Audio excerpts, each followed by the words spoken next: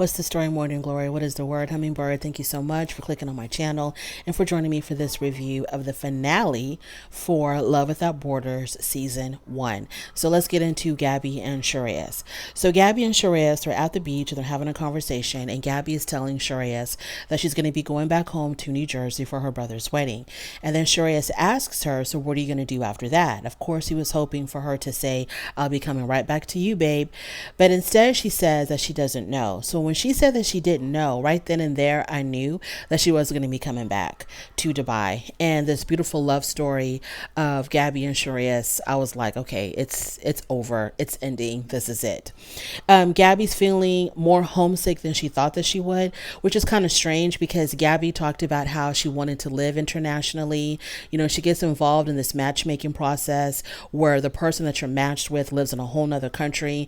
And you would think that she would have been more prepared for her homesickness and being away from her family. But I guess when she was actually in the process, she realized it was more than what she could handle. So the beginning of the end had started with Gabby and Sharias. So after that, Gabby leaves for New Jersey. And Sharias asks her, when will he see her again? And, she's saying that she's just trying to figure things out, trying to figure out what her feelings are. And I guess she was probably trying to figure out the logistics of continuing this relationship with Sharias when she really doesn't want to come back to Dubai. I don't know, but she basically was like, you know what, I'm just trying to figure it out. And what I did like her saying was when she said that, she didn't want to hurt him, which showed how much she really did care for him. Now, soon after that, she's back home in New Jersey. The brother's wedding is over with and they're FaceTiming each other. And they have like the smallest of small talk. And Sharias gets right down to business. And he says, so when are you coming back to Dubai? And then she tells him, point blank that she is not going to be returning to Dubai. She blames it on homesickness and missing out on family events. They had shown us a clip of where she was talking to her sister before she left. She was talking to her sister, and her sister was going to have a baby shower or a sprinkle, and she was going to be a part of it, so I guess this was more than what she could handle, even though she claimed that she wanted to live internationally, and she signs up for an international matchmaking process. And maybe I begin to wonder, is it because she didn't expect how much she would miss her family? Or is it because, maybe Sharias didn't knock her off her feet enough? Her feelings for Sharias were not strong enough for her to leave her life completely behind in New Jersey. I don't know. I guess we'll never know. So she gives him the typical breakup speech, you're amazing, you have such a great heart, I enjoyed my time with you, but I'm not coming back to Dubai. So Sharias is obviously really hurt. I was really hurt because I really did enjoy watching Sharias and Gabby. And I'm still upset at the producers of Love Without Borders because we had to suffer through so much of Garlene. I felt very emotionally abused by Garlene. And just when I was, back to, my journey to recovery with Gabby, it all ended. And I'm like, why couldn't, even if it ended like this, it would have been okay. But I needed more of Gabby. If Gabby was there from the beginning, then I still would have accepted it ending the way it did. But then I wouldn't have to have gone through the emotional trauma of Garlene. Now, another thing that I want to know from the producers of Love Without Border, why? Why would you take someone like Garlene, who evidently had a lot of unresolved issues, unresolved emotional issues with her parents and her feeling of, not being loved enough by her parents or being ostracized by her family, because she talked about how her parents had never said, I love you to her. They didn't show any love towards her. Why would you take a person who's broken like that and be like, you know what? You're the perfect candidate for an international dating show. Like, I don't understand. Why wouldn't you want people who are a little bit more emotionally healthy and who seem to not be as broken? Now, we all have issues. We all have some type of trauma. But the first time that we meet Garlene, we heard all about her trauma. Whereas with Gabby, and I'm pretty sure Gabby has issues. I'm pretty sure Gabby has gone through a lot of stuff throughout her life, but it wasn't like what identified her. I just need these matchmaking shows to find people who no one is completely emotionally healthy. Maybe you have to be a little bit emotionally unhealthy to want to be on a show like this. But I need them to find people who are not so broken, who don't have these major issues where it's like you need to be matching them with a therapist, not with a stranger for them to try to live out their life with. But anyways, I digress. So Sharias and Gabby, it's over. Moving on to Dana and Brian. So they have a conversation, and I'm so glad they had this conversation because I needed Dana to tell Brian what's what. So she talks about his consistencies are making her feel unsafe. You know, one moment he's hot, the next moment he's cold. And he tells her, I'm not inconsistent. I've been very consistent with you. Yeah, consistently emotionally abusive. Yes, you have. So she actually wrote out a list. And I was like, come on, Dana. She actually wrote out a list of all the things that he had said to her that were just downright rude, disrespectful, and hurtful. He calls her broad. And when she said that, I thought she meant like he calls her a broad, you know, how some people refer to women, you know, like, oh, look at that broad over there. That's what I thought she meant. But no, he was referring to her having broad shoulders. And I'm like, broad shoulders where? I mean, is his eyesight okay? Because whatever he's seeing in Dana, I do not see. He sees her like this old grandma Moses woman who can't bear any children anymore. Broad shoulders. He sees her. I don't know if that joke at the bar about if you can't lift her, you can't shift her, or whatever the hell it was.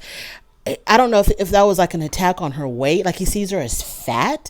I don't understand what Brian is seeing, because the Dana that I see is a very beautiful, attractive, talented woman. And I actually like her singing because, you know, on these reality TV shows, when someone wants to be a singer and they start breaking out in song, it makes my ears bleed. But with Dana, it was pleasant. Like, what in the world is Brian seeing in her that I'm not seeing? So in addition to calling her broad, because he claims that she's got broad shoulders, he calls her big hands. He questioned whether or not her breasts were fake. I mean, it's just despicable. And when it came to the breast question, you know, he was like, he didn't see anything wrong with it. He was like, that was a genuine question. Just wanted to know if your boobs were fake. So you're basically saying that they're absolutely perfect. You thought that they were fake. And then when she reads off all this stuff, I was like, okay, here comes the gaslighting. And sure enough, he did not disappoint. He begins to gaslight her, saying that she's insecure, saying that she's very vindictive, and that she's an attention seeker because she doesn't like to be called broad shoulders and big hands and doesn't want to be questioned on whether or not her breasts are fake. What, Love Without Borders, where did you find this idiot? So he tells her that she's basically a ticking time bomb that's waiting to go off because, you know, he has to walk around eggshells around her. He feels like he can't be himself around her. So then he gets up and he walks out the door. He leaves. Moving on from there. So then she decides to move out and she gets a hotel, and the expert Erica calls Brian to talk to him about the problems that him and Dana have been having. And by this time, Erica has already spoken to Dana. So Dana has already given her the complete lowdown of what's been happening with her and Brian. So Brian says that Dana has a way of twisting his words and meanings to make him look like the bad guy. But little does Brian know, you make yourself look like the bad guy, because we've seen it with our own eyeballs, that you make yourself look bad with the things that we have heard come out of your own mouth. It wasn't what Dana told us you said. It's what we actually heard you say. Erica tells him that if she's twisting your words around to make you look like the bad guy, why would she want to do that? What would she get out of doing that? Of course, he had no answer to that. Also, Dana had told Erica that for Christmas, he bought her makeup remover. And I think he bought it for her like as a gag gift. But because he had already told her, I don't like how much makeup you wore, it's not a gag gift anymore. It's just you trying to be very mean and trying to hurt her feelings. They talked about the joke at the bar, you know, if you can't lift her, don't shift her. And they talk about his harsh delivery. So she tells him, you know, your delivery, the things that you say and how it's not, and how you say them, it's just really off-putting. And he said he tries to turn it around and make it seem like, oh, she just can't take the truth. I'm being honest. I'm just being real. And Erica tells him, honesty without compassion, it's not honesty. It's just very hurtful communication. Absolutely, 1,000% agree. You can say whatever you want to say to a person, but it all comes down to the delivery.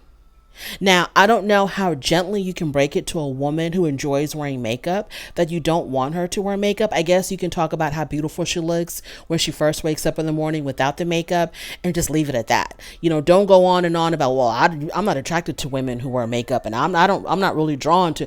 No, you just, when you wake up in the morning, give her a kiss and say, oh my God, you're so beautiful, in your natural, whatever you want to say. But like I said, it's all about the delivery. Anything that he told her that bothered him about her, if he really, really had to tell her, he could have done it a whole lot better. And then the whole thing about if you can't lift her, don't shift her. Shift meaning kiss. And when he laughed about that, if her feelings were hurt, of course you do apologize. You shouldn't have laughed anyway. So they say you shouldn't have laughed anyway, but you laughed. And so how do you make it better? You apologize. And you're like, I don't think that I was trying to have anything to do with what I think about you. It doesn't even matter. He said the things he said, and it was a whole lot worse than what we thought it was when she read her list. And he's a clown. He's an idiot. And I guess in his mind, it was already over when he found out how old she was. And he just wasn't going to try to make it easy for her. He was just going to be his natural, foolish, stupid self because he didn't care about her anymore. He had already written her off as, this is someone that I don't want to really be with. She's not my type. This is not what I really go for. But I think he only kept her around, or he only kept this going because I think he eventually thought that he was going to be able to sleep with her.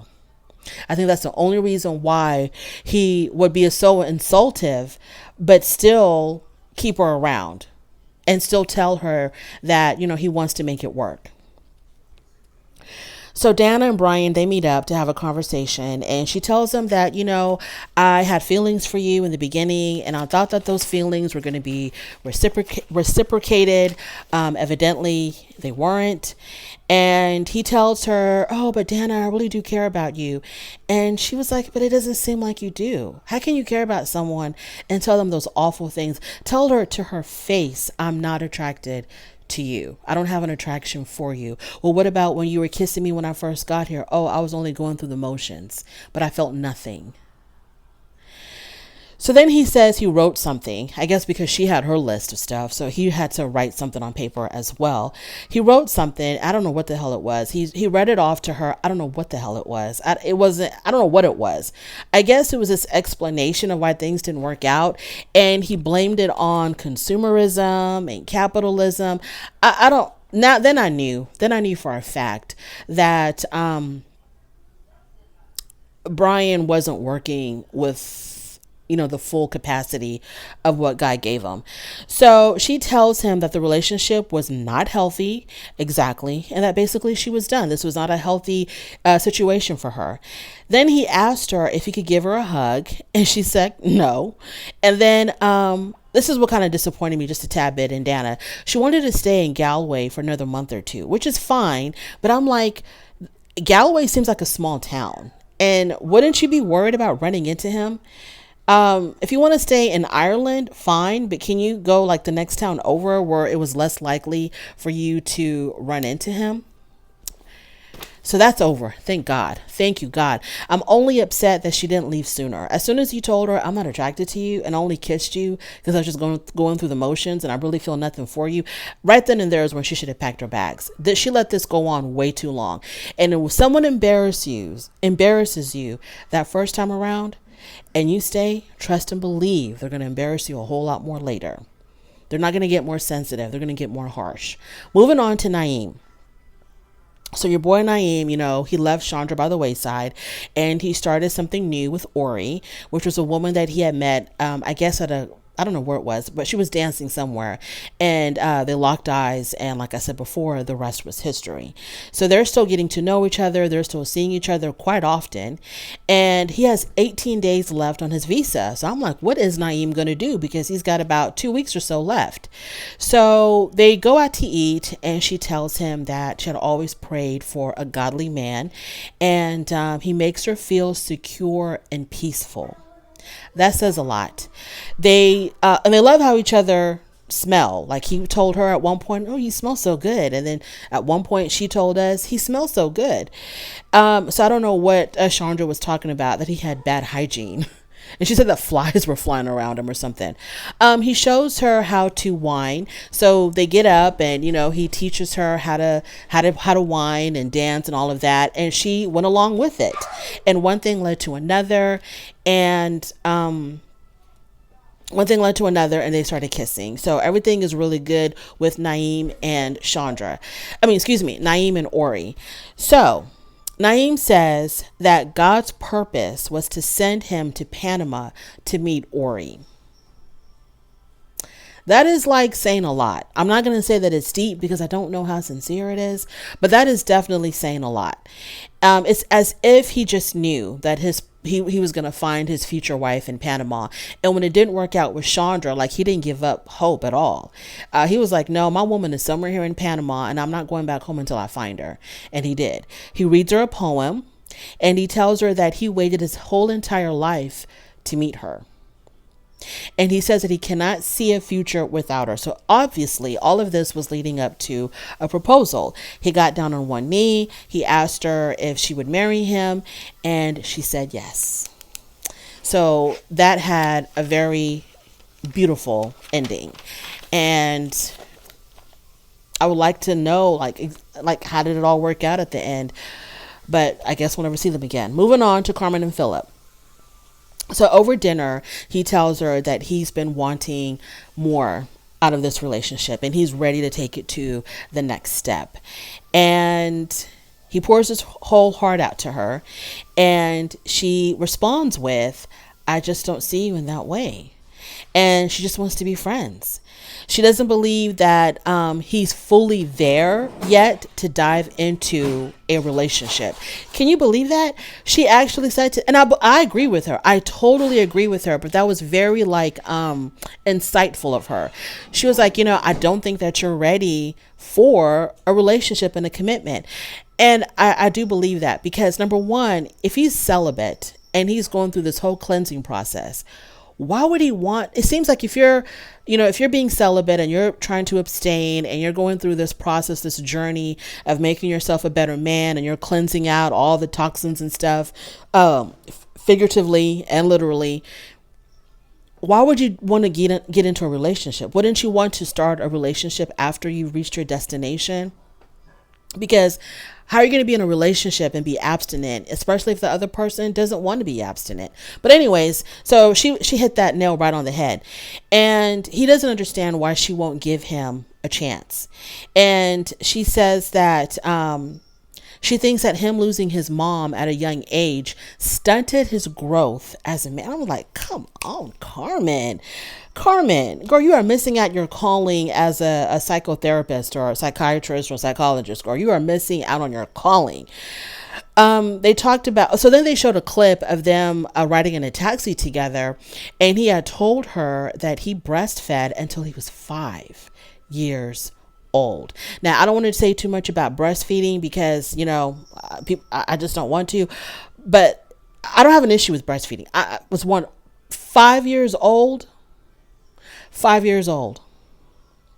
Now, in my understanding of breastfeeding is you do that because you are your child's only source of food other than, formula. A newborn baby, a baby can't have, a T-bone steak. So this is the only nourishment that they're receiving. And if you have it already and it's not an issue for you to do it, then breastfeeding is probably best, right?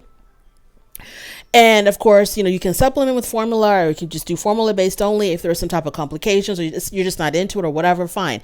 But if you are into it and you have a great supply and there are no complications and there's no issues with the baby latching on, by all means, breast is best. But by the time you, oh, and it's also like this whole thing about bonding. It's a great way to bond with your baby, blah, blah, blah, blah. At 5 years old, you can bond with your 5-year-old kid over a surf and turf dinner. You can bond over your kid over, what? 5 years old? So he's at that age where he can literally go to school, go to kindergarten, and tell his friends that he is still on the boob. That's amazing. So she, when he told her that, I mean, the expression that she gave, I mean, like her eyes popped out of her head, as did mine when I heard that. So she thinks that him losing his mom at a very young age stunted his growth as a man, and that because of that, he kind of acts spoiled and like he really can't do much for himself. And they showed various clips of him, not being able to do laundry on his own and all the things that she would expect him to do. He struggled with. And then, I think she said in her little confessional that he should have made a move earlier. At some point, she was feeling something for him, but he wasn't reciprocating. So her feelings moved on. She wasn't going to wait around forever, because there was that one scene where they were in the pool and they were having a moment, and she says something like, "Oh, do you want to put babies in me?" And you would think that the average man, if he was attracted to her, that would have been an opportunity, to get a little bit more flirtatious, get a little bit closer to her. But instead, he giggled and then he went underwater and he disappeared. And then there was another moment when they were roller skating and she had said that she was beginning to feel something for him. He never acted on it. So she tells him, "Hey, we can still be friends and we can still hang out as friends." And he looked absolutely crushed. So the next day, Philip tells her that, you know what, it's not going to work out, me staying here, because she says, you know what, you can still stay. But the next day he tells her, "I don't think I can stay here around you as just your friend. So I'm leaving, and I'm leaving today." And so she was like, this is what I'm talking about, the poor communication. How can you wait until the day of to tell me that you're leaving? Like, no matter what's going on between us, you should still be able to communicate effectively and giving me fair warning that you were planning on going back. But he didn't tell her until the day of. And I thought that was crummy of him to not tell her. He should have. It's just she's opening up her door, her home to you, and she's been very gracious as far as as him being her guest. She's been very gracious with, he had a whole room to himself. She cooked for him. And you're just going to be like, "Hey, I'm leaving today." Like, no, Philip, no. Just because you're all up in your feelings, you still have to show some type of respect, because at the bare minimum, you were a guest in her home. So the conversation goes left. She's talking about, how can you not tell me that you were leaving? And he took it as, well, you don't want to be with me and you want me gone, so I don't understand why you're mad. And he didn't understand that he should have shown her the courtesy of just letting her know ahead of time of when he was going to be leaving. That's all it was. And he took it like, I don't understand why you're so mad. You don't want to be with me, so why should I stick around? I thought you'd be happy that I was leaving. So then after they calm down a little bit, she walks him out the door. They say their goodbyes. They give each other a hug. And thank God that is the end of that. So that is the end of Love Without Borders. It was a season finale, not a series finale. So I'm hoping that it does come back. Garlene, now they showed us at the very end, everybody had done a little video of where they're at now. After they were done filming, Garlene is back in wherever, I think California, and she is in a new relationship with a woman. And I'm like, okay, that makes a lot of sense. Maybe that's why she was so angry at Sharias, because maybe she was struggling with some internal stuff, with her identity or whatever, and didn't know what the hell was going on with herself. And then when she figured it out, hopefully she's a much calmer, much more peaceful person. But yeah, she's in a relationship with the woman. Sharias is still living at home with his parents. He went back home to live with his parents. He's still single unless, Gabby wants to, give him a call. And he has taken a year off from dating unless Gabby wants to holler at him again. As far as for Gabby, she said that she will never forget Sharias. She is still looking for her dream man, who may be Sharias, and the two of them still remain very, very close, and she plans on visiting him soon. So I'm going to keep my fingers crossed with Gabby and Sharias, and maybe they'll come back in season 2. Aaron, he found someone else. Good for him. Mael, he moved into a bigger apartment, and he is still single. Philip, he is concentrating more on his music and his journey, and he is still single. Carmen, our girl, she is still single. I really enjoyed Carmen. I thought Carmen was just, cute as a button. And Dana, she's back in Montana with her family. She's also still single. And I wonder if that song that they were playing at the end, I wonder if that was Dana singing. It was a cute little ditty. Brian, wait, who is that? Oh, Chandra. Chandra, she is back with her ex-boyfriend. I'm assuming the one that drove her and Naeem to the club. I'm assuming that's what they're talking about. Brian, he did not give us an interview, or he did not give us a video, whatever you want to call it. He didn't tell us directly what was going on with him, but he's still single and he's still on his damn farm. Ori and Naeem, they're still together, and they plan to get married in 2023. So Naeem is saving up money for that. And Naeem did make that move to Panama. So that was a happy ending. At least we got something out of the 5 couples. At least we got, one happy ending. So that was the end of Love Without Borders. I really, really enjoyed it. Like every single episode, I truly enjoyed. And the fact that it's an hour long, only an hour long, to me, that's like the biggest seller. I need this show to come back because I really did enjoy it. It was so, so, so good. But anyways, thank you so much for joining me. For all of you that stayed with me and stuck with me throughout the entire season of Love Without Borders, even for those who just stopped by for 1 or 2 reviews, whatever it was, I appreciate it so, so, so much, because you didn't have to. And the fact that you're willing to spend your time with me on a show like this, I really do appreciate it. And hopefully if it does come back, we can all get back together and, jar jack some more about Love Without Borders. On your way out, do not forget to rate the video. If you like this content, go ahead and subscribe, and I will definitely talk to you later. Bye.